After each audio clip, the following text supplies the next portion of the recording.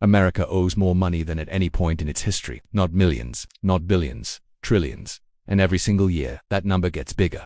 No matter which party is in power, no matter how strong the economy looks. The real question is no longer can the US repay its debt.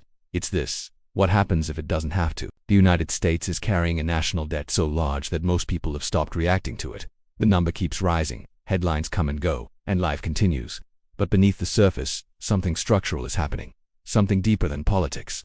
Deeper than one president or one recession. The US government spends more than it collects in taxes almost every single year. That gap is called the deficit. And when deficits stack up year after year, they turn into national debt. It sounds simple, but the consequences are not. The debt grows for three main reasons: mandatory spending, interest payments, and structural imbalance. Mandatory spending includes programs like Social Security and Medicare. These are not temporary expenses. They are long-term promises made to millions of Americans.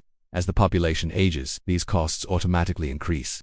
Fewer workers support more retirees. The math slowly tightens. Then there's interest. Just like a household with a credit card balance, the government must pay interest on its debt. When interest rates rise, those payments grow faster. And here's the dangerous part.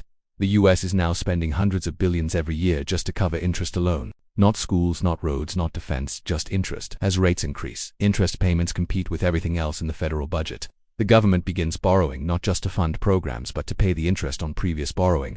That's when debt starts compounding in a serious way. But why doesn't the US just stop spending? Because cutting spending is politically painful. Raising taxes is unpopular, and economic slowdowns reduce tax revenue automatically. So the easiest path has always been to borrow.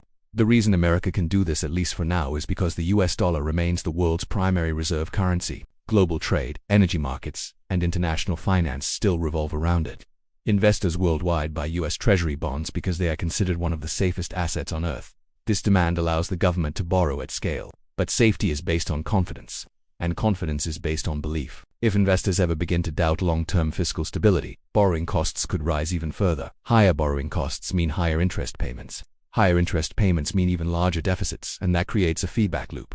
Some economists argue the US can manage this debt indefinitely because it controls its own currency. Others warn that excessive borrowing risks inflation, currency pressure, and slower long-term growth. The truth likely sits somewhere in between.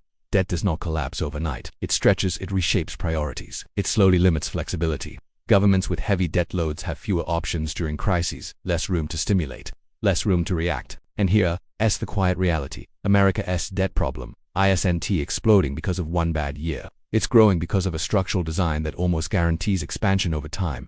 More retirees, higher healthcare costs, rising interest rates, persistent deficits. Each year adds another layer.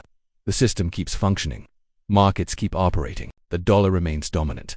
But the margin for error shrinks. The real issue isn't whether the debt number looks scary. It's whether the growth of that debt eventually grows faster than the nation's ability to manage it. Because when debt grows faster than income, whether for a household or a country, the future becomes more constrained than the present. And that is why America's debt problem keeps getting worse every year. Not because of one crisis, but because of the structure itself.